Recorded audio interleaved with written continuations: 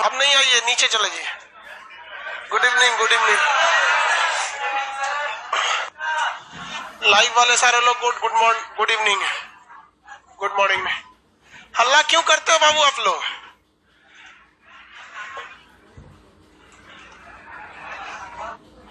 बैठ जाओ बाबू, जल्दी जल्दी।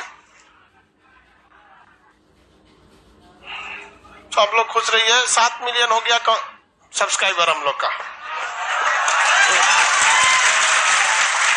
सुबह नहीं हुआ था, हो गया था। अब मतलब बहु आप लोग को पार्टी कैसे देगा आदमी?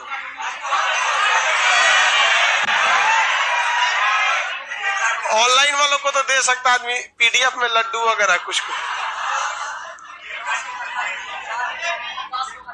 पहले बैठ जाने तो बाबू सब लोग को। बाबू आप लोग गर्ल्स वाले सीट पे बैठ के ना पूरा ओवरऑल क्लास डिस्टर्ब कर देते हो। हाँ?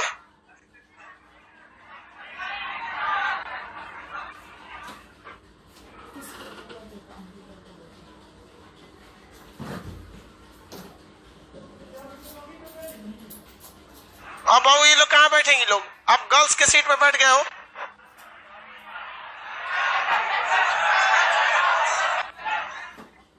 गर्ल्स के सीट पे जितने लड़के हैं सब लोग उठ जाइए। देखो, जब आपको पहले वहां लिख दिया गया है कि ये गर्ल्स का सीट है तो आपको दिमाग घास चढ़ने गया रहता है, कहता है ऐसे कि नौकरी नहीं हो रही है। इस सबको लड़का लड़की के सीट में अंतर अभी तक नहीं समझ में आया। लड़की सब थोड़ा लेट से आती है, समझा करो, तैयार होने में टाइम लगता है उन सबको। समझता ही नहीं है सब। जल्दी बैठो बाबू, लाइव वाला सब परेशान होता है सब कि सर इतना देर से क्यों स्टार्ट करते हैं।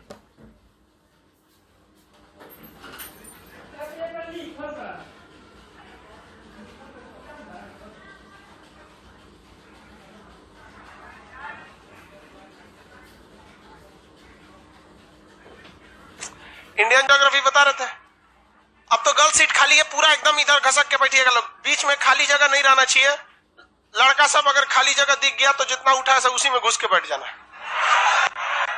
समझ में गया ना? वो कौन है? वो बैठ जाओ अम्मी, वो सहेली खोज रही है। हम कहाँ बैठी हो? चलो जल्दी जल्दी बैठो, सीधे जाओ अम्मी पीछे। लाइव से जितने लाइव सेंटर या एप्लीकेशन के लड़के हैं, जो लोग लाइव पढ़ रहे हैं, थोड़ा नया बैच रहता है ना तो एक हफ्ता तक समझाना पड़ता है इन लोग को कि बैठो बैठो बैठो। एक हफ्ता बाद सब सही हो जाता है। देखिएगा ना, एक समय ऐसा आएगा जब गुस्सियाएंगे और पीटना चालू करेंगे। जगह जिनको नहीं मिला नीचे बैठो, नहीं तो हॉल नंबर 3, 4, 5 में जाओ, जहां मन, नहीं तो फिर जाओ घर। अब क्या करेंगे?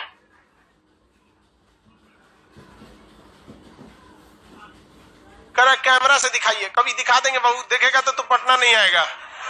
सही बताते हैं, वहां से तो लोग को बहुत मन करता होगा पटना पढ़ेंगे। एक बार आएगा ना, कुछ आएगा यहाँ पे ना, तब समझ में आएगा, है कि नहीं?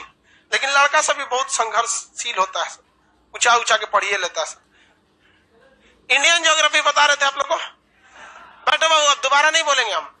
बीच में सारे लोग बैठ जाओ। पीछे का प्रोजेक्टर खुल गया है, उसमें थोड़ा सा धुंधला दिख रहा था, इस वजह से आप खड़े नहीं रहिएगा। पीछे प्रोजेक्टर नहीं ना चल रहा है आज, उसका प्रोजेक्टर थोड़ा सा डिस्टर्ब हो गया था, इसलिए उसको खोल के ले गया बनाने के लिए। इसलिए बीच में कोई खड़ा रहेगा तो पीछे के सारे लड़कों को डिस्टरबेंस हो जाएगा आज भर, बस कल लगा देगा उसमें। इंडियन ज्योग्राफी को हम आपको बताए थे कि इस इंडियन ज्योग्राफी का कुछ हिस्सा किसमें है? मैप में है, और बाकी का हिस्सा ठीक ठाक है। बाकी आपको इसमें पढ़ना। इसमें हम 4-5 हिस्से बताए थे आपको इंडियन ज्योग्राफी में पढ़ने में। एक, भारत के उत्तर में विशाल पर्वतमाला थी, विशाल पर्वतमाला, विशाल पर्वतमाला। उसके नीचे क्या था? मैदान, मैदान था। उसके नीचे पठार, उसके बाद तटीय मैदान और द्वीप, तटीय मैदान और द्वीप। यह भौगोलिक विभाजन है भारत का, भौगोलिक विभाजन है भारत का। आप लोग को पर्वतमाला पढ़ा दिए, इसका पीडीएफ भी दे दिए। पर्वतमाला पढ़ा के उसका पीडीएफ भी दे दिए। पुराना परंपरा के हिसाब से, नए परंपरा दोनों के हिसाब से हम पढ़ा दिए। इसका 2 मिनट के लिए रिवाइज अगर करते हैं तो आप बता सकते हैं हिमालय पर्वत श्रृंखला को कितनी भाग में बांटते हैं? 4। कितनी भाग में? 4। ट्रांस, बृहद, मध्य, शिवालिक। ट्रांस हिमालय में कितनी चोटियां? 3। 4। काराकोरम, लद्दाख, जास्कर, पीर पंजा। काराकोरम की K2 K4 का नाम क्या है? गाडविन, ऑस्टिन और गैसर ब्रूम। यहाँ 4 ग्लेशियर है। कौन कौन? सियाचिन, हिस्पर, वाल्टोरो, बियाफो। ग्लेशियर वगैरह बता दी। इसका उत्तरी विस्तार पामीर और एक साइड में लद्दाख, सॉरी वो कैलाश पर्वत। लद्दाख की सबसे ऊंची चोटी राकापोसी। इन लोग का कोई इंपॉर्टेंट नहीं है। बृहद हिमालय जो है वो नंगा से नामचा बरवा तक जाता है। बीच में बहुत सारी चोटियां हैं। नंगा पर्वत, नंगा पर्वत है। आगे देखेंगे कामेत पर्वत है। कामेत पर्वत के पास छोटी छोटी कई सारी पर्वत श्रेणियां है। उसके बाद आता है नंदा देवी, धौलागिरी, अन्नपूर्णा, मनसालू, गौरी शंकर, छोयू, माउंट एवरेस्ट, मैकालू, कंचनजंगा, नामचा, बरवा। ये सब तो बता ही दिए थे आप लोग को। बृहद हिमालय को महान हिमालय, सर्वोच्च हिमालय, मुख्य हिमालय, आंतरिक हिमालय, हिमाद्री हिमालय के नाम से जानते हैं। ये नीचे वाला आता है मध्य हिमालय। इसे हम लघु हिमालय के नाम से जानते हैं। ये पर्यटन के लिए अच्छा है। नैनीताल, रानीखेत, कुल्लू, मनाली, शिमला ये पर्यटन के लिए। इसमें घास पाया जाता है जिसे मर्ग या पयाल कहा जाता है। नीचे वाला क्या होता है भैया? शिवालिक। शिवालिक का पाकिस्तान में जो विस्तार पाया गया है सुलेमान। म्यांमार में जो पाया गया आराकाम योमा पर्वत पाया गया। ये इधर थोड़ा पतला, इधर चौड़ा है। अरुणाचल प्रदेश में डापला, मीरी, मिसमी, अबीर पहाड़ी है। इसे पूर्वांचल की पहाड़ी इस साइड में कहते हैं। इसका समुद्र में धंसा हुआ भागी क्या कहलाता है? अंडमान निकोबार कहलाता है। इसे पढ़ा दिए थे आप लोग को। बृहद और देखिए ट्रांस और बृहद को अलग करता है सचर जोन। बृहद और मध्य को कहता है मेन सेंट्रल थ्रस्ट, और मध्य और शिवालिक को ग्रेट बाउंड्री फॉल्ट। जबकि ऐसे नदियों से बांटेंगे तो सिंधु और सतलज के बीच में पंजाब हिमालय, सतलज और काली के बीच में कुमायूं हिमालय, काली और तीस्ता के बीच में नेपाल हिमालय, तीस्ता और दिहांग के बीच में असम। सबसे बड़ा तथा ऊंचा नेपाल हिमालय। वर्षा ज्यादा होता है असम हिमालय में।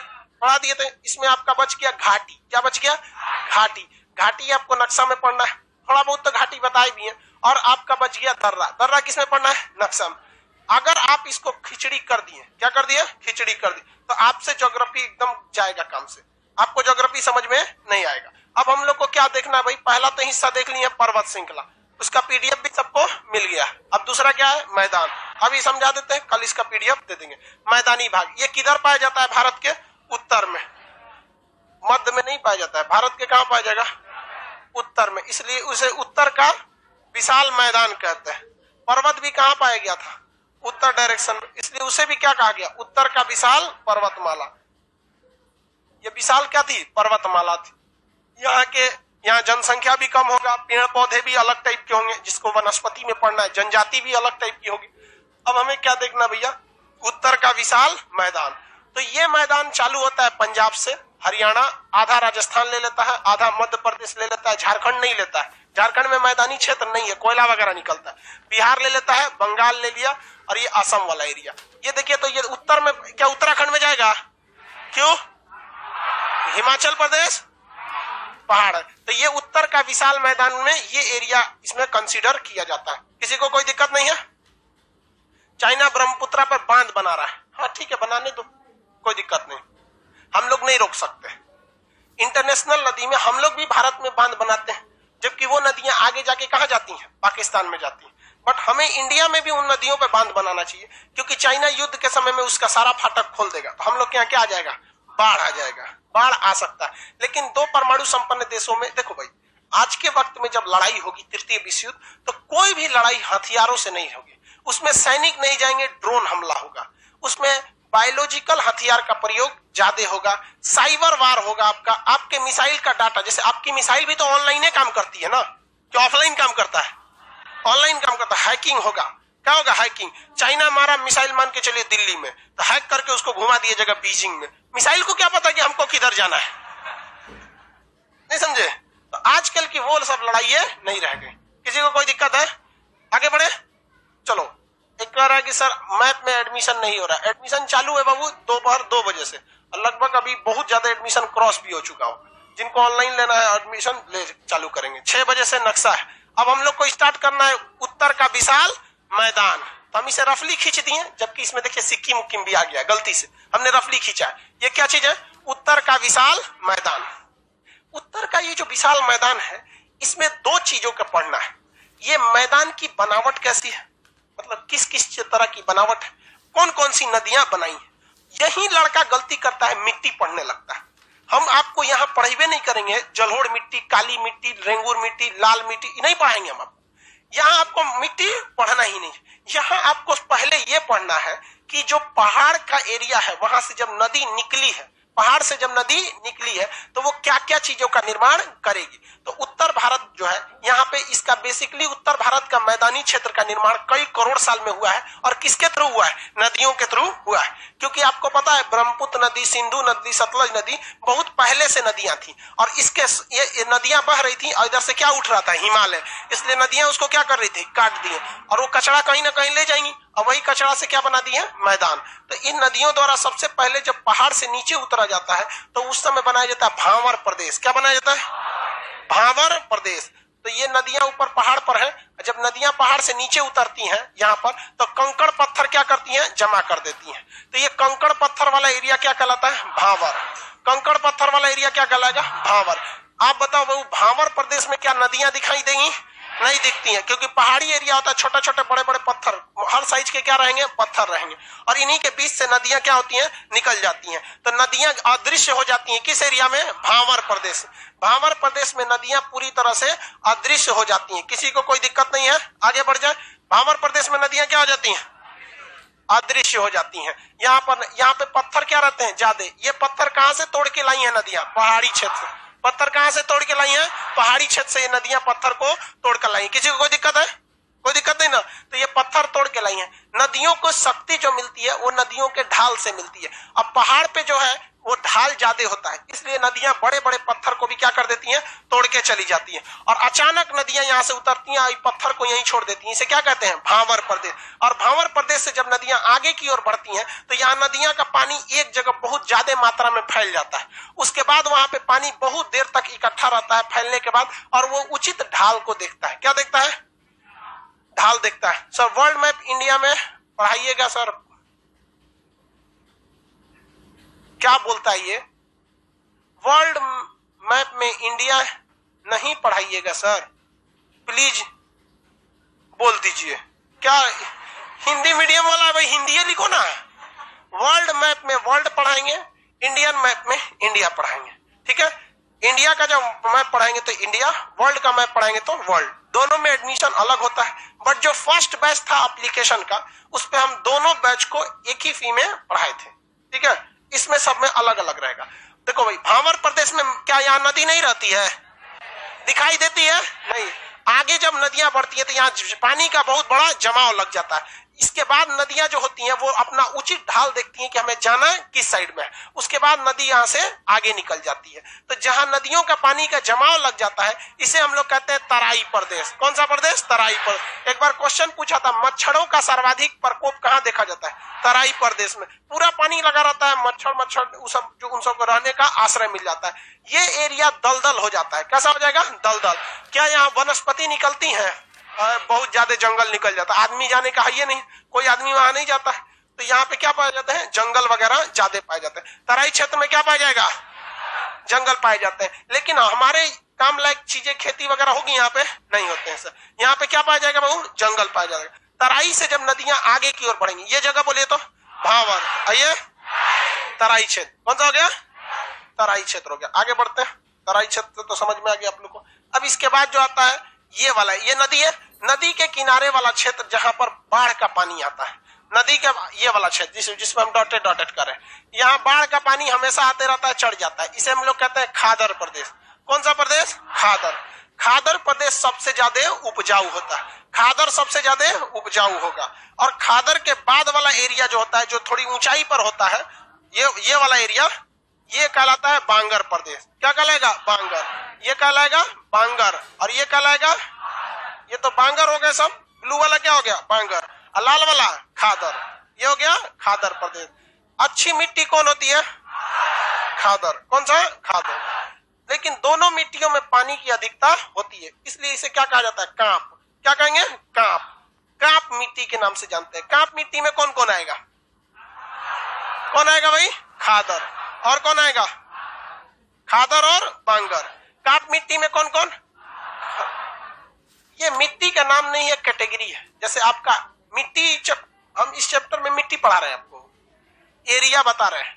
क्या बता रहे हैं? एरिया। कि ये खादर एरिया, खादर एरिया में कोई भी मिट्टी हो सकती है, कोई भी मिट्टी हो सकती है। ऐसा नहीं है कि मतलब इसमें एक ही टाइप की मिट्टी पाई जाएगी। खादर मिट्टी में हर साल मिट्टी की एक नई नई परत आकर जुड़ती रहती है, हर साल जुड़ती रहती है, इसलिए इसे हम लोग क्या कहते हैं, नई मिट्टी, नवीन मिट्टी। और ये मिट्टी कौन ले आके जोड़ता है, जल द्वारा ले आता है, तो जल इसे उड़ाती है, इसलिए जलहोड़। इसे क्या कहते हैं, नवीन जलहोड़। क्या कहेंगे, नवीन जलहोड़। जबकि बांगर प्रदेश जो है उसमें हर साल बाढ़ नहीं आता है, 5-6 साल गैप कर करके क्या आ जाता है, बाढ़ आ जाता है, इसलिए इसे क्या कहते हैं, पुरानी जलहोड़, पुरानी जलहोड़, पुरानी जलहोड़। किसी को कोई दिक्कत है, आगे बढ़े। ये बताइए, ये जो कांप मिट्टी है इसमें पानी की अधिकता रहती है या नहीं? कांप मिट्टी में कितनी मिट्टी आती है, कौन कौन? खादर और बांगर, खादर और नवीन जलोड़, नवीन जलोड़, पुरानी जलोड़। इसमें से आप बताइए, बिना पढ़ाए हम आपसे पूछ रहे हैं, आपको अगर हम बोल देते हैं खादर और बांगर में कछारी मिट्टी किसे कहेंगे? कछारी। बहुत सा ऐसा चीज आएगा ना आपको एग्जाम में जिसे हम कभी पढ़ाए नहीं है, लेकिन आप प्रेजेंस ऑफ माइंड से लगा सकते। कछारी मिट्टी उसे कहते हैं जिसमें किचाइन बहुत ज्यादा होता है। किचाइन समझते? कचाइन नहीं समझता।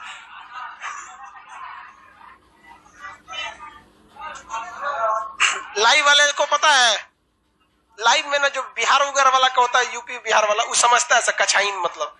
और कुछ कुछ कर्नाटक, बेंगलोर प्योर सीबीएसई वाला है, व्हाट इज दिस? कचाइन का मतलब होता है छीछा लेदर हो जाना। नहीं समझता है छीछा, छीछा लेदर भी नहीं समझा। देखो, छीछा लेदर का मतलब एकदम कांप मचा के रख देना, फिर भी नहीं समझता। कैसे समझ? मान के चलो तू लोग किचन में गया और जमीन पे अंडा फोड़ दिया, तरबूजा फोड़ दिया, सब्जी गिरा दिया, उसमें पानी गिरा दिया, दाल गिरा दिया, तो क्या हो गया वहां पे? किचाइन हो गया है। उसी को कहते हैं दूर सोचा छीछा लेदर करके रख दिया। तो उसी को क्या कहते हैं, छीछा लेदर। तो बताइए सबसे ज्यादा छीछा लेदर कौन मिट्टी करते हैं? खादर मिट्टी, यानी सर्वाधिक कचाइन मचाने वाली मिट्टी। हर जगह की मिट्टी बरसात के समय कैसी हो जाती है, किचाइन मचा देती है, उसी को कहते हैं कछारी मिट्टी। कौन सी मिट्टी? कछारी मिट्टी। कछारी प्रदेश हो जाता है। किसी को कोई दिक्कत? तो नवीन जलोड़ यानी खादर मिट्टी को ही हम क्या कहते हैं, कछारी मिट्टी। लेकिन बरसात के समय, जिस समय सॉरी बाढ़ के वक्त में, जिस वर्ष बाढ़ भयानक आ जाता है तो पानी ठेल देगा कहां तक? ठेल देने का मतलब सोचते हैं, चाप के चढ़ा दिया वहां तो पानी कहां तक ठेल देगा? बांगर। तब यहाँ का भी मिट्टी कैसा हो जाएगा? कछारी। लेकिन हर साल क्या कछारी रहेगा? तो इसका परमानेंट नाम तो कछारी होगा नहीं, लेकिन यहाँ पर खादर में हर साल कछारी रहेगा। हर साल क्या होगा? कछारी। स्पेशली अगर आपके गांव, आपके जिला या आपके गांव से नदी गुजरती है तो आपकी मिट्टी कौन सी हो जाती है? कछारी। कछारी मिट्टी में कीचड़ की अधिकता होती है। कीचड़ की क्या होती है? अधिकता होती है। कांप मिट्टी किसे कहेंगे? दोनों को। कांप मिट्टी, इसे हम जलहोड़ भी कह सकते हैं। क्या कर सकते हैं? जलहोड़। कांप या जलहोड़ में कितनी मिट्टियां? दो, खादर और नई मिट्टी, खाद, पुरानी मिट्टी, बांगर। कछारी मिट्टी, ये हम आपको मिट्टियों की कैटेगरी नहीं बता रहे, एरिया बता रहे हैं कि खादर वह एरिया होता है जहां नदियां गुजरती हैं और किचाइन मचाई हुई रहती। उसमें काली मिट्टी होगी कि जलोढ़ मिट्टी होगी कि लाल मिट्टी होगी, ये मिट्टी चैप्टर में पढ़ाएंगे। अभी हम एरिया बता रहे हैं, समझ में गया? जैसे क्लासरूम एक कैटेगरी का नाम है, एक एरिया का नाम है। क्लासरूम में भीड़ होता है। अब भाई मैथ के टीचर में भी भीड़ हो सकता है, जीएस में भी हो सकता है, इंग्लिश में भी हो सकता है। होता है कि नहीं होता है? सारे जगह आप लोग ना कहीं तो सब चीज पढ़ते ही होंगे, हर जगह आपको ऐसा भीड़ भाड़ रहेगा। तो उसी तरह से कांप मिट्टी या जलोढ़ मिट्टी एक मिट्टी की क्या है? कैटेगरी। इसमें दो टाइप में बांट दिए। आगे बढ़ जाए। ऐसी ही मिट्टी हर जगह रहती है, लेकिन जब नदियां जाती हैं समुद्र में मिलने के लिए, कहां जाएगी भाई? समुद्र में मिलने के लिए। तो नदियों की स्पीड एकदम क्या हो जाती है? घट जाती है। क्या हो जाती है? घट जाती है। और घटने के बाद यहाँ पर ना बहुत सारा मिट्टी जमा कर देती है, बहुत सारा मिट्टी जमा कर दे, जिसे हम लोग कहते हैं डेल्टा। क्या कहेंगे? डेल्टा।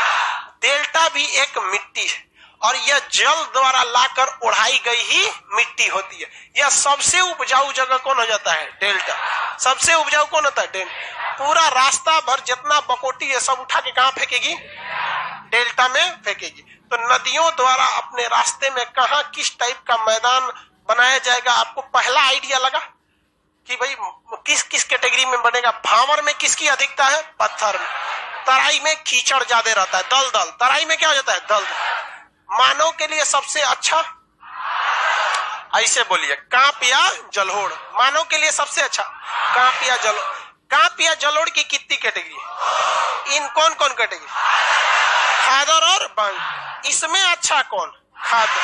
खादर को कौन, जलोढ़, नवीन जलोढ़। इसका दूसरा नाम कछारी, दूसरा नाम कछारी। पुरानी जलोढ़ किसे कहते हैं, बांगर को कहते हैं। आगे बढ़े। नदियां जब समुद्र में मिलने वाली होती हैं तो अपने कचरा को जमा करके इधर उधर से क्या हो जाती है, निकल जाती है, तो उसे क्या कहते हैं, डेल्टा। क्या कहेंगे, डेल्टा। तो ये हो गया।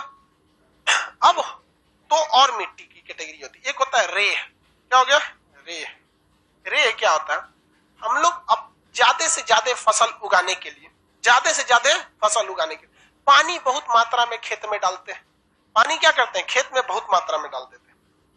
आप कभी किसी प्ले ग्राउंड, मतलब किसी कॉलेज वगैरह का ग्राउंड देखे होंगे जहां घास ज्यादा मात्रा में रहता है, देखे होंगे। गांव वगैरह में तो खेत ज्यादा हो जाता है, घास कमे रहता है, जितना जगह मिला सब कोड़ के खेत में बता दिया, यूटिलाइज कर जाते हैं। जबकि आप स्कूल कॉलेज में देखे होंगे, ये कौन परेशान है भाई, विवेक कुमार, इंडियन मैप में एडमिशन नहीं हो रहा है, भर गया होगा सर्वर, नहीं हो पाता है बबुआ, पता नहीं बाकी टीचर लोग का कैसे हो जाता है, हमरे में क्या हो जाता है, हम भर जाता है तुरंत। बड़ा कितना करते हैं वो, सब चीज का तो सीमा होता है ना। अमेजोन का ही सर्वर है मेरा।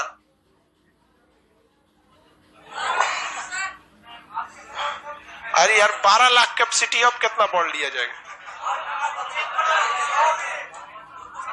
चलो देखो ध्यान से, कॉलेज वगैरह देखे आप लोग ना, ग्राउंड वगैरह, उसमें देखिएगा बरसात के दिन में जब बारिश होता होगा ना, तो प्ले ग्राउंड में पानी लग जाता होगा।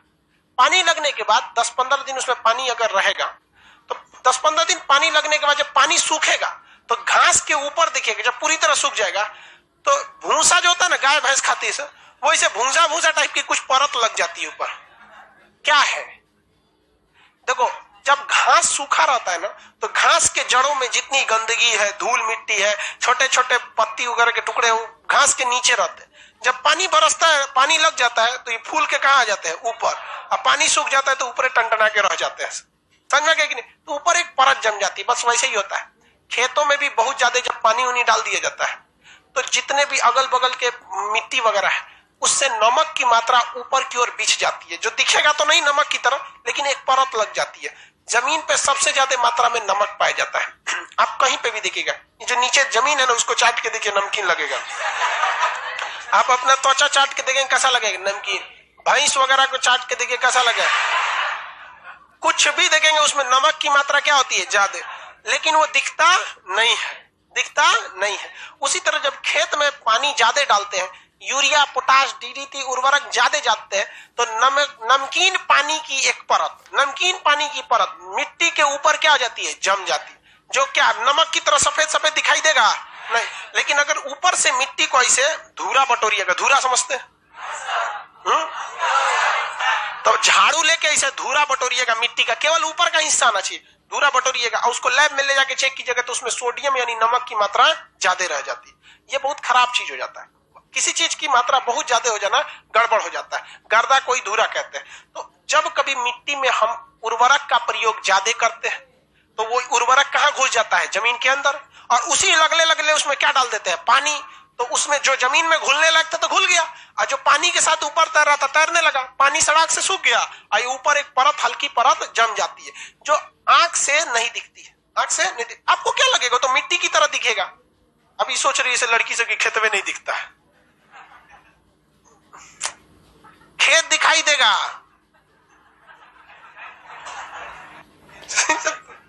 एडवांस से सोच लेती है, खेत नहीं दिखता, खेत दिखाई देगा लेकिन ऊपर की परत नहीं दिख। हल्का सा धूरा बटोर के ले जाएंगे, चेक करा दे तो उसमें किसकी मात्रा रहेगी, सोडियम यानी नमक। ऐसी मिट्टी खेती के लिए उतनी अच्छी नहीं मरे, उसी को क्या कहते हैं, रेह। इसको और क्या नाम है, कल्लर। क्या कहते हैं, कल्लर, रेह या कल्लर, रेह कहेंगे या कल्लर कहेंगे, किसी को कोई दिक्कत। ये वही ज्यादा होगा जहां सिंचाई और उर्वरक का प्रयोग ज्यादा होता है। भारत के वो 2 राज्य बताइए जहां सिंचाई और उर्वरक का प्रयोग ज्यादा होता है।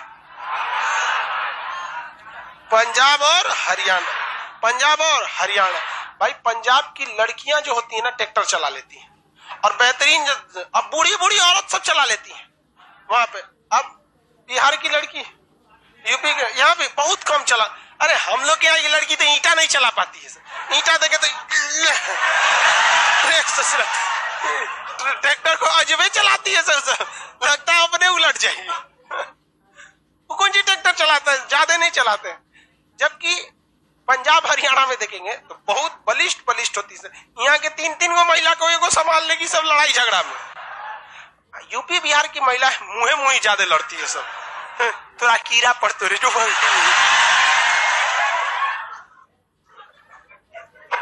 अरे यहाँ की महिलाओं की लड़ाई मेनली ब्लूटूथ से होता है।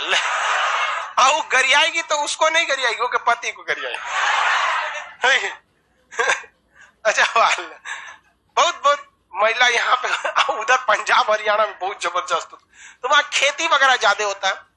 और इवन की बाकी पंजाब और हरियाणा को छोड़ दीजिएगा तो सरकार ने किसानों को ना पता है क्या बताने, पागल समझ आती है। एमएसपी का मतलब होता है minimum support price. Minimum support price MSP ये केवल पंजाब और हरियाणा के किसान ले पाते हैं। मतलब उनके गेहूं का ना एक मिनिमम प्राइस फिक्स है और हमारे यहाँ कोई फिक्स नहीं है। साहूकार 14 रुपया ले जा सकता है, 18 रुपया भी ले जाता है, 16 रुपया भी ले जा सकता है, ले जाता है। लेकिन पंजाब और हरियाणा के किसान, एमएसपी सरकार ने फिक्स कर दिया है कि 18 रुपया किलो हम क्या खरीदेंगे गेहूं, तो वो मंडी में ले जाकर कितना में बेचना होगा, 18 रुपया। और कोई उस एमएसपी से नीचे खरीद नहीं सकता है। जबकि बिहार यूपी में 14 रुपया भी मजबूरी में किसान अपना गेहूं बेचता है। आप में किसान हैं आप लोग? कितना रुपया बेचे हैं? 12 रुपया। इसको तो और ठग दिया। अरे वही है, अरे 12, 14, 15, 16 जो भी 1-2 रुपया का अंतर होता है। लेकिन वहां पर क्या होता है ये बेवकूफ कहीं ये क्या बोलता है कि सर उधर की महिलाएं खेती कर देती है, हम लोग की महिलाएं बहुत अच्छा गोबर शांति है। क्या बोल रहा है रे तू? यादव जी आप महिलाओं की बुराई नहीं कीजिए। यादव जी देखे होंगे गाय भैंस घरे अच्छा होगा। चलो ध्यान दो। तो पंजाब और हरियाणा के किसान जो है वो अपने खेत में उर्वरक ज्यादा डालता है, खेती के लिए पानी वगैरह ज्यादा डालता है और फसल जबरदस्त उगाता है। और किस पर बेचता है? एमएसपी पर। आप पंजाब और हरियाणा में जो सरकार ने एमएसपी फिक्स कर दिया, शुरुआत में गेहूं बोने से पहले फिक्स कर देता। अभी कितना रुपया एमएसपी? 18 है सर, जो भी है 18 रुपया से नीचे आप खरीद ही नहीं सकते। इसीलिए वो विद्रोह कर रहा है सब ना कि जो मंडी खत्म होगी तो एमएसपी अपने से खत्म हो जाएगा, तो हम भी यूपी बिहार के किसान की तरह हो जाएंगे। और यूपी बिहार के किसान को पता नहीं चल रहा है विद्रोह कौन सी के लिए हो रहा है, एमएसपी क्या होता है। अजब हाल है, आंख के आनर काज पता कि नयन सुख कौन सी होता है। नहीं समझे? यहाँ के किसानों को तो नपुंसक बना दिया सबने, कड़ी मेहनत करके बर्बाद कर दिया था किसान। कोई अपने बच्चे को कहेगा यूपी बिहार का आदमी कि मेरा बेटा किसान बनेगा? अरे जिंदगी भर मर जाएगा खेत में तो ये बढ़िया घर ना बनवा पाएगा। और उन सब का एमएसपी मिलता है, फॉर्च्यूनर पे घूमता है। क्या बिहार यूपी की महिलाएं ट्रैक्टर नहीं चला पाती हैं? रहेगा ट्रैक्टर तब तो महिलाओं के घरे रॉकेट छोड़ दीजिए ना, अगले दिन अंतरिक्ष में मिलेगी।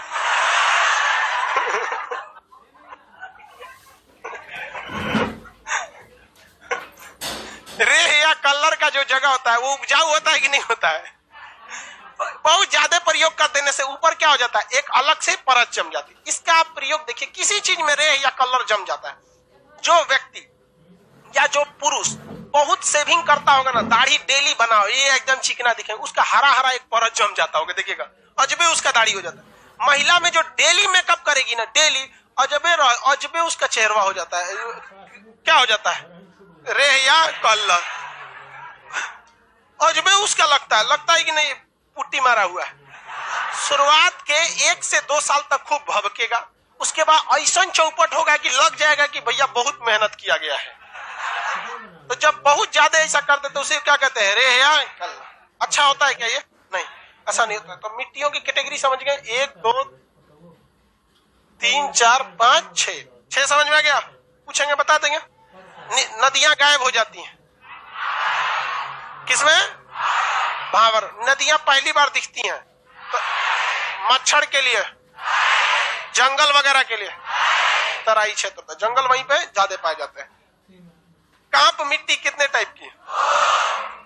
कौन कौन? खादर और हर साल बाढ़ आएगा किसमें? और खादर को क्या कहते हैं? नवीन जल। कौन जलो? नवीन। बांगर को? डेल्टा उपजाऊ होता है या नहीं? डेल्टा बहुत ज्यादा उपजाऊ होता है। आगे अब देखते हैं। नदियों ने भी कुछ मैदान का निर्माण कर रखा है। नदियों ने क्या कर रखा है? कुछ मैदान का निर्माण कर रखा है। दो नदियों के बीच जो मैदान बनते हैं उसे हम दोआब कहते हैं। क्या कहते हैं? दोआब। हल्ला नहीं करो लोग, किसको कौन दिक्कत हो गया? और एडजस्ट कर लो, ऊपर आवाज चला जाता है ना लाइव में, आप लोग समझते नहीं है। आगे बैठ के बोला नहीं कीजिए, दिक्कत होगा तो थोड़ा बर्दाश्त कीजिए। कौन मर 4 घंटा का क्लास चलता है। इंडिया में मेनली जो मैदान बनाया गया है 3 नदियों द्वारा, सिंधु नदी, गंगा नदी, ब्रह्मपुत्र नदी। आप कहेंगे तो गंडक कहाँ गया, कोसी कहाँ गया, घाघरा कहाँ गया, यमुना कहाँ? ये सब सहायक नदियां हैं, ट्रिब्यूटरी बोलते हैं, जाके दूसरे में मिल जाती है। तो सहायक लोगों की कोई वैल्यू नहीं है। दो नदियों के बीच का क्षेत्र क्या कहलाता है? दोआब। दो नदियों का बीच का क्षेत्र 3 प्रमुख नदी तंत्र। नदी तंत्र किसे कहते हैं? जैसे देखिए, आप लोग इतने ज्यादा विद्यार्थी हैं लेकिन आप तंत्र के हिस्सा है खान जीएस के। आप किस तंत्र के हिस्सा है? आपकी काउंटिंग होगी क्या? नहीं, एक एक पर्टिकुलर नहीं होगी, सीधे किस में आ जाएंगे? खान जीएस में। समझ में आ गया कि नहीं आ गया? उसी तरह एक नदी तंत्र में बहुत सारी नदियां मिलती है। जैसे गंगा में यमुना मिलती है, तो यमुना किस तंत्र का हिस्सा है? गंगा। कोसी भी गंगा में मिल जाती है, किसका हिस्सा है? सरयू भी गंगा में मिली, गंगा तंत्र। तो नदी तंत्र में एक नदी या बहुत सारी नदियां? तो नदी तंत्र का नाम किस आधार पर रखा जाएगा? जो बहुत सारी नदियों में सबसे बड़ी है। तो गंगा में जितना भी देंगे सबसे मुख्य नदी कौन सी हो जाएगी? गंगा। कौन हो जाएगी? गंगा। तो ऐसे 3 प्रमुख नदियां हैं जिनके द्वारा क्या किया गया है? मैदानों का निर्माण किया गया है। एक इस साइड जो जाती है उसका नाम क्या है? सिंधु। ये वाली का नाम गंगा, और ये वाली का नाम ब्रह्मपुत्र। कौन सा? ब्रह्मपुत्र। तो चाइना वाले साइड में मिटा देते हैं यहाँ से, हमको चाइना में तो पढ़ना नहीं, चीन का ज्योग्राफी थोड़े पढ़ना है। तो ये कौन सा तंत्र है? ब्रह्मपुत्र तंत्र। बताइए, ब्रह्मपुत्र तंत्र में कौन सा राज्य आएगा? ब्रह्मपुत्र तंत्र में मुख्य रूप से तो उत्तर के विशाल मैदान को, किसको? उत्तर के विशाल मैदान को अगर ज्योग्राफिकली पढ़ेंगे तो उसमें भावर प्रदेश, तराई प्रदेश, खादर प्रदेश, बांगर प्रदेश, डेल्टाई प्रदेश, रेह या कल्लर। लेकिन अगर इसका प्रादेशिक विभाजन पढ़िएगा प्रदेश प्रदेश हिसाब से, तो किस आधार पर पढ़ना पड़ेगा? नदियों के आधार। आप याद कीजिए, हिमालय का भी प्रादेशिक विभाजन नदियों के कटाई के आधार पर ही किए थे कि नहीं किए थे?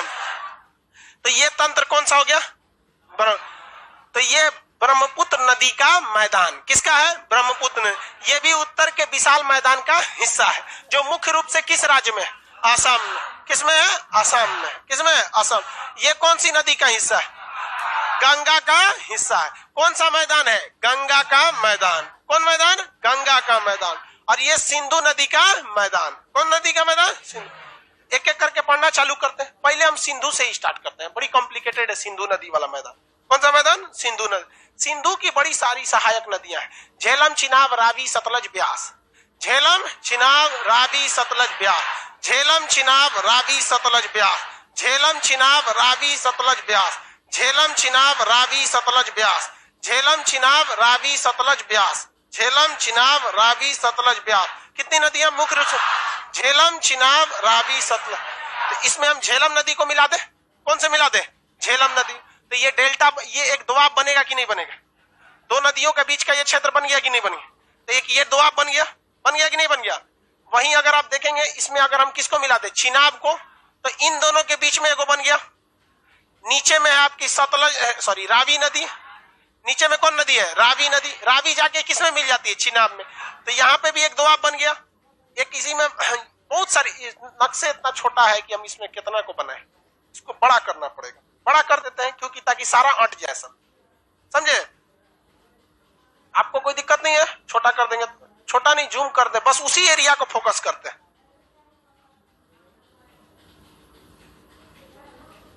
हम पंजाब वाला एरिया ले लेते हैं मेनली।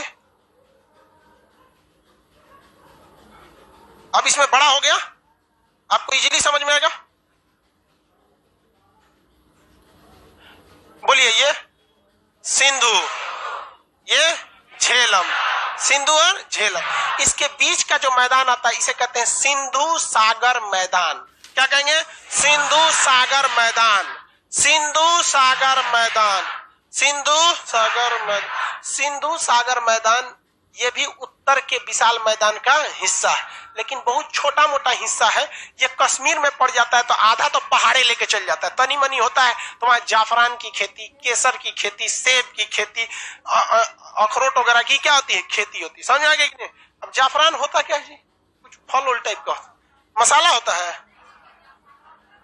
अरे कुछ होता हो गया। बचपन में लड़का को अगर बहुत ज्यादा खांसी उसी हो जाता है तो जाफरान रगड़ के खिलाए, हाँ, उसको खांसी हो जाता है। अच्छा, वो जायफर होता है। ओहो, गलती से हम जाफरान बोल दिए। चलो देखो यहाँ पर ये नदी कौन सी है? झेलम। इसके बीच का मैदान क्या कहलाएगा? सिंधु सागर मैदान। कौन सा? सिंधु सागर मैदान, सिंधु सागर मैदान। सिंधु सागर मैदान किस मैदान का हिस्सा है? उत्तर के विशाल मैदान का। बबुआ देखो, तुम लोग कंफ्यूजियाना मत, गड़बड़ा जाएगा। हम पढ़ा रहे हैं आपको इंडियन ज्योग्राफी, जिसमें हम आपको पर्वत, विशाल पर्वतमाला बता दिए हैं। नीचे उतरे हैं मैदानी क्षेत्र, इसकी कैटेगरी भावर, खादर, डेल्टाई, रेह, कल्लर, ये सब बता दिया। अब ये कहाँ कहाँ पाया जाता है उस हिसाब से कितनी नदियों में बांटे हैं? 3। कौन कौन नदियां? इन पूरे मैदान को कितने भाग, कितनी नदियों में? 3। सिंधु, गंगा, ब्रह्मपुत्र, सिंधु, गंगा और ब्रह्मपुत्र। तो बताइए, सिंधु और झेलम के बीच में, हाँ, सिंधु सागर का मैदान। यहां से जाती है चिनाब नदी। कौन सी नदी बाबू? चिनाब। सबसे बड़ी सहायक नदी कौन सी है? चिनाब। तो ये हो गया कौन सी नदी भैया? ये तो झेलम है, ये सिर्फ और चिनाब है। तो इसे हम लोग कहते हैं चाझ दोआब। कौन सा दोआब? चाझ। च से चिनाब, झ से झेलम। याद रखने का झमेले नहीं है। चिनाब और झेलम के बीच, दो नदियों के बीच का क्षेत्र, दो आब। देखिए, फारसी भाषा में नदी को आब कहा जाता है। क्या कहा जाता है? आब। उर्दू में भी आब, अरबी में भी आब। सबसे, मुसलमानों में सबसे पवित्र पानी, जैसे हिंदू धर्म में गंगा सबसे प्रमुख है, मुसलमानों में आबे जमजम सबसे पवित्र है। वो हज करने जाता है लोग, जमजम का पानी ले आता है, आबे जमजम। जैसे हिंदू धर्म में कोई आखिरी सांस ले रहा है तो क्या पिलाया जाता है? गंगा जल पियो भाई, जाओ काम से सब अपना। वैसे मुसलमान मरता है तो क्या पिलाते हैं? आबे जमजम। अरे भाई, आबे जमजम भी पानी है, गंगा भी पानी है कि नहीं? दोनों में पानी है। तो ये कौन सा दोआब बाबू? चाझ दोआब। च से चिनाब और झ से झेलम। और सिंधु सागर दोआब, झेलम और सिंधु और झेलम। ये नदी बोलिए, सिंधु, झेलम, चिनाब। अब इसमें क्या जाएगा? रावी। कौन आएगा? रावी। रावी इसी में जाके मिल जाती है। किसमें मिल जाती है? तो इसे कहते हैं रचना दोआब। कौन सा? रचना। देखिए, र से रावी और च से चिनाब, च से चिनाब। इसमें क्या दिमाग लगाना है? कोई दिमाग लगाना है? संधि विक्षेप करके मिलाते रहिए। नहीं समझ में आ गया? जैसे द्वंद्व संधि बोलते हैं ना, इसे माता पिता, भाई बहन, हाँ, उसी को बीचवा में ऐसे माइनस साइन लगा देता है, इसको द्वंद्व समाज बोला जाता है। चलिए, चाझ दोआब में कौन कौन? चिनाब, झेलम। रचना दोआब, हाँ, रावी और चिनाब। सतलज नदी आती है बाहर से। कहाँ आती है? सतलज नदी। और यहीं से आके इसी में एक और मिल जाती है नदी, का नाम है आपका ब्यास नदी। बीच में ये आके मिलती है ब्यास। अब ससुरा ब्यास दोनों में जाएगा। ब्यास रावी वाले के बीच में भी बना देगा और ब्यास सतलज वाले बीच में भी बना देगा। तो ये नीचे वाली नदी बोलिए तो सतलज, नीचे वाली सतलज, नीचे वाली ये वाली ब्यास। कौन है? ब्यास। ये लाल वाली रावी, ये चिनाब, ये झेलम। ये झेलम, ये कौन सी नदी? झेलम, चिनाब, रावी, ब्यास, सतलज। सीक्वेंस में पहले क्या आ जाता है? ब्यास। ये बोलिए, झेलम, चिनाब, रावी, ब्यास, सतलज। ब्यास और सतलज। तो देखिए, रावी नदी और ब्यास नदी के बीच का जो मैदान है उसे हम लोग कहते हैं बारी। क्या कहते हैं? बारी। गलत बोलते हैं क्या? ब से ब्यास, री से रावी, तो क्या बोल देते हैं? बारी। क्या कह देते हैं? बारी। कौन दोआब? बारी। कौन सा दोआब? बारी दोआब। अब यहाँ देखिए, ये ब्यास है और ये सतलज है, इसे कहते हैं बिस्त दोआब। कौन सा दोआब? बिस्त। बी से ब्यास, सत से सतलज, तो कौन सा दोआब? बिस्त दोआब। कौन सा दोआब? ये हरियाणा, इसे कहते हैं भिवानी। क्या कहते हैं? भिवानी। कौन सा रहेगा? भिवानी। और इसके नीचे राजस्थान वाला मालवा। क्या कहलाता है? मालवा। क्या कहलाएगा? माल। तो राजस्थान में, राजस्थान में, राजस्थान में, राजस्थान में बताइए तो सिंधु सागर दोआब किन दो नदियों के बीच? कौन कौन?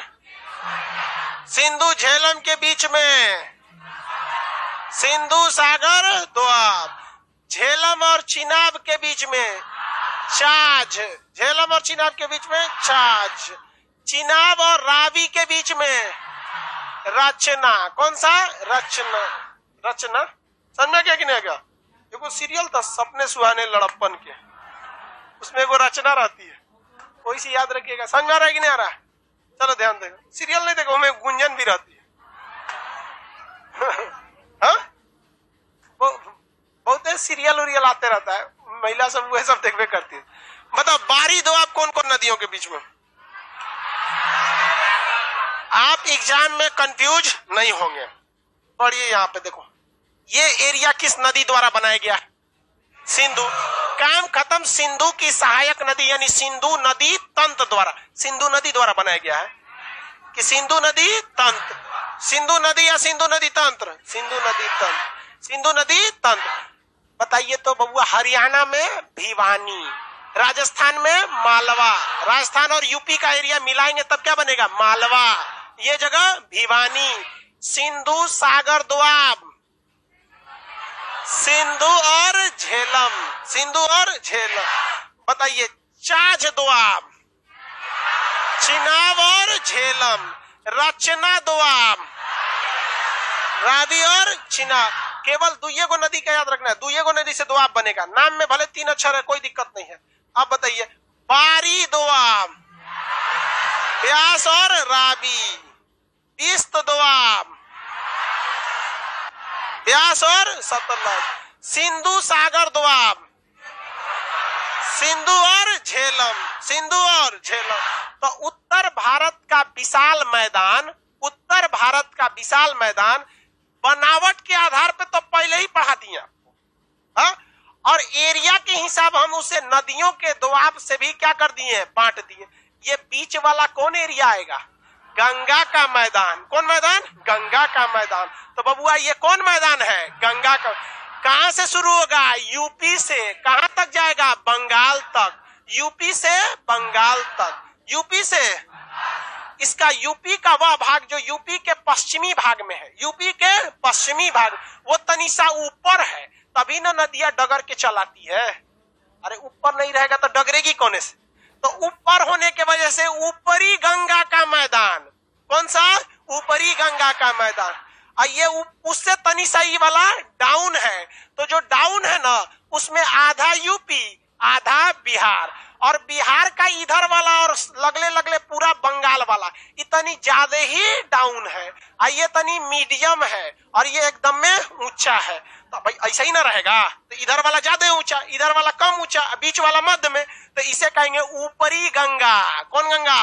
ऊपरी गंगा। इसे कहेंगे मध्य गंगा, इसे कहेंगे निचली गंगा। कौन गंगा? नीचे।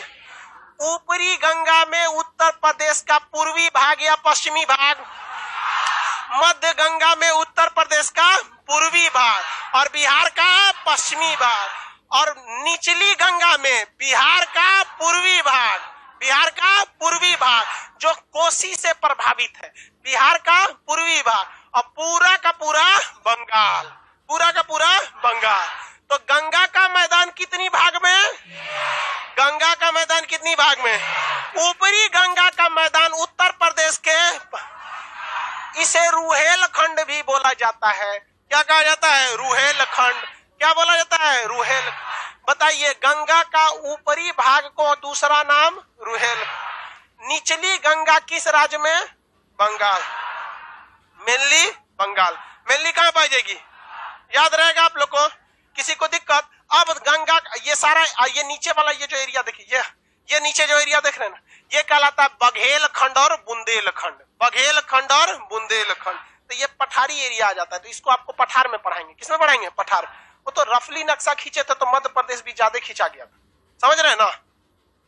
उतना तो होशियार है जी आप लोग, समझ गया? गंगा के मैदान को कितनी भाग में, कितने भाग में? कौन कौन? ऊपरी गंगा, पिछली गंगा, निचली गंगा। इतना बोल बोल के याद करिएगा पश्चिमी, तो दिमाग चटा जाएगा। इसे देख लीजिए ना एक बार। ओहो, ऊपरी गंगा, पिछली गंगा, निचली गंगा, हो गया। ऊपरी गंगा में यूपी का पश्चिम, पिछली गंगा में यूपी का पूर्वी, बिहार का पश्चिमी, अब निचली गंगा में बिहार का पूर्वी, अब पूरा बंगाल। कौन मैदान बच गया? ब्रह्मपुत्र का मैदान। ये तो पढ़ाइए दिए। मुख्य रूप से इसमें कौन आता है? असम। ब्रह्मपुत्र के मैदान में मुख्य रूप से कौन आता है? ब्रह्मपुत्र के मैदान में मुख्य रूप से असम आ जाता है। इसका ढाल बहुत ही कम है, इसका ढाल ज्यादा नहीं है, क्योंकि बांग्लादेश के करीबे में आ गया। इतनी सा ये ढाल कम है, इसलिए यहां से दूसरा बाढ़ भयानक आ जाता है। बाढ़ क्या आ जाता है? भयानक। यही न था उत्तर का विशाल मैदान। इसमें हम आपको मिट्टी पढ़ाए हैं? नहीं, पढ़ेबो नहीं करेंगे अभी मिट्टी, वरना कंफ्यूज आ जाएंगे। अभी जगह देख लेना बबुआ, जगह देख ले, फिर तो मिट्टी लाल पीला हरा खूब करेंगे लोग मिट्टी। अभी समझ में आ रहा है कि नहीं? बताएंगे। रेह या कल्लर तो कहीं भी पाया जा सकता है। भावर प्रदेश कहीं भी पाया जा सकता है जहां से नदियां का उद्गम मिलेगा। जहां भी पानी लग गया वहां तराई पाया जा सकता है। हाँ, वहां जहां खेती में यूरिया पोटास पानी ज्यादा डाले, रेह या कल्लर, वहीं मिल जाएगा। तो वो तो कॉमन चीज था। वो क्या था? कॉमन चीज थी। तो जो सब में होता है, समझ में आ गया कि नहीं आ गया? किसी को कोई दिक्कत?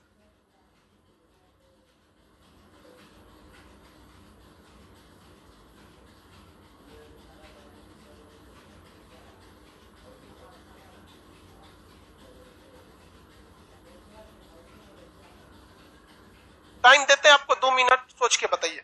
ये दोआब वगैरह याद रहेगा कि नहीं रहे? दोआबों का निर्माण गंगा के एरिया में ज्यादा होता है या सिंधु के एरिया? मालवा का मैदान किन 2 राज्यों में?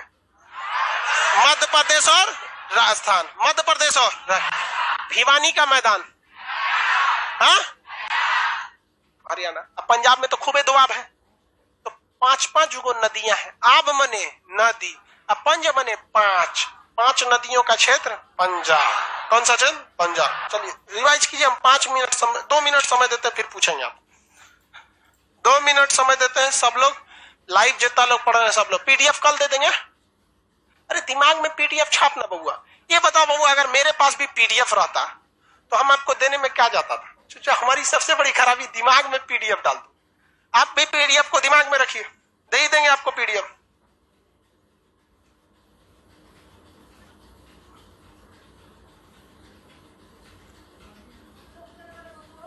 जल्दी जल्दी 2 मिनट का समय दिए आपको। अब हुमच के मारेंगे अब, और नहीं सुनाएगा लोग।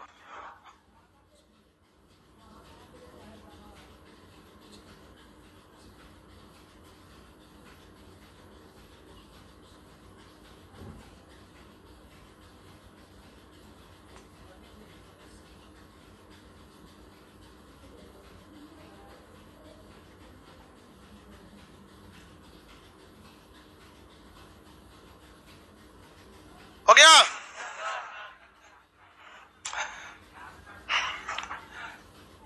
पूछे? बताइए तो इसको हटा देते पहले। सिंधु सागर का मैदान किन 2 नदियों के बीच? सिंधु और रचना दोआब, रावी और शाज दोआब। भिवानी का मैदान, हाँ, मालवा का मैदान, मालवा का मैदान, बारी दोआब, बिस्त दोआब, हाँ, सिंधु सागर दोआब, हाँ सिंधु और तो सिंधु उत्तर भारत का जो विशाल मैदान है, इसे क्षेत्रीय बांटेंगे तो कितने नदियों के आधार, नदी या नदी तंत्र, इधर वाला कौन सा था, सिंधु नदी तंत्र।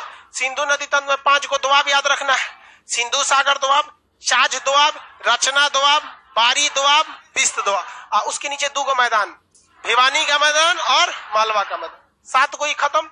गंगा का मैदान जब देखते हैं तो गंगा का मैदान कितने भाग में, कौन कौन, उत्तरी गंगा, मध्य गंगा, निचली गंगा। अब ब्रह्मपुत्र के मैदान, हाँ अब इसमें अगर आपको पेज भरना है तो इसमें आराम से मेंस में खूब पेज भर सकते हैं। गंगा का मैदान बहुत ही उपजाऊ है, यहाँ बहुत सारी नदियां निकलती हैं, जिसमें से मुख्य रूप से गंगा, यमुना, घाघरा, गंडक, कोसी है। ऊपरी गंगा उत्तर प्रदेश के पश्चिमी भाग में आती है। यहाँ जल की अधिकता तथा मिट्टी सुगमता होने की वजह से खेती तथा उद्योग दोनों क्षेत्र यहाँ पर भली भांति फल फूल रहे हैं। नेपाल के निचला भाग होने की वजह से तराई क्षेत्र भी है। घसीट दीजिए, जितना जानते हैं ना, रुकना नहीं चाहिए, जोन छिया लिखते चलिए, उसमें कहानी की तरह तो है, लिखे बिचली गंगा में दोनों राज्य आ जाएगा कॉमन, इधर वाले में मेनली क्या आएगा, बंगाल आ जाएगा, किसी कोई दिक्कत। पश्चिमी यूपी में जो ऊपरी गंगा का मैदान है, इसका दूसरा नाम क्या है, रुहेलखंड। कौन सा खंड, रुहेल। कौन सा खंड, रुहेलखंड। आगे बढ़े, लखनऊ को अवध कहा जाता है। लखनऊ को क्या कहा जाता है, अवध। तो अवध का मैदान भी किसका हिस्सा है, गंगा के मैदान का ही हिस्सा है, अलग से थोड़ी होगा। वो किसका हिस्सा है, गंगा के मैदान का ही हिस्सा है। आगे बढ़ जाए, किसी को गंगा के मैदानी क्षेत्र में कोई दिक्कत नहीं है। मिट्टी पढ़े हैं क्या, अभी मिट्टी बहुत आगे पढ़िएगा, अभी तो बस लोकेशन देख रहे हैं। तो भारत को भौगोलिक क्षेत्र से कितनी भाग में बांटे थे, ये देख लिए हैं। किसी को पर्वतीय भाग में दिक्कत है, मैदानी भाग में, अब क्या देखना है, ये कौन सा एरिया, कौन सा क्षेत्र, मैदानी क्षेत्र। ये क्या है, हाँ पर्वतीय क्षेत्र। इसे क्या कहते हैं, उत्तर का विशाल पर्वत माला। ये नीचे वाला उत्तर का विशाल मैदान, उत्तर का विशाल मैदान। बीच में ये जो आएगा पठार, तो इसको हम लोग कल निपटा देंगे, क्या चीज, पठार। अब PDF वगैरह भी दे देंगे, समझ में आ गया कि नहीं, किसी को कोई दिक्कत। आज के लिए इतना ही।